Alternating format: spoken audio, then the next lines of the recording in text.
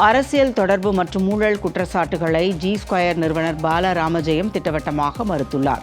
சென்னை ஆழ்வார்பேட்டையில் செய்தியாளர்களை சந்தித்து பேசிய அவர், திமுக பிரமுகர் சபரீசனுக்கும் தனக்கும் எந்த தொடர்பும் இல்லை என்றும், பரந்தூர் அல்லது கோவையில் தனக்கோ தனது குடும்பத்தினருக்கோ பினாமி நிலங்கள் இருப்பதாக நிரூபித்தால் அந்த நிலத்தையே இலவசமாக தருவதாகவும் சவால் விடுத்துள்ளார்.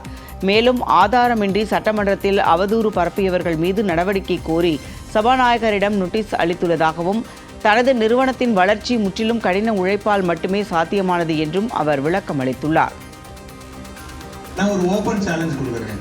என் கம்பெனியோட ஒர்த்து 10,000 கோடி, கடன் 2,300 கோடி. 2012 எல்லா வருஷம் நான் புக் ஃபைல் பண்ணியிருக்கேன். என்னைய சர்ச் பண்ணாத ஏஜென்சியே இல்லை. நீங்க எல்லாரும் சேர்ந்து, இன்னும் எல்லா ஏஜென்சியும் சேர்ந்து எனக்கும் சபரீஷன் சாருக்கும் கனெக்ட் இருக்குன்னு ப்ரூஃப் பண்ணிட்டா 50% ஷேரை நான் ஃப்ரீயா எழுதி கொடுத்துட்டு போறேன்.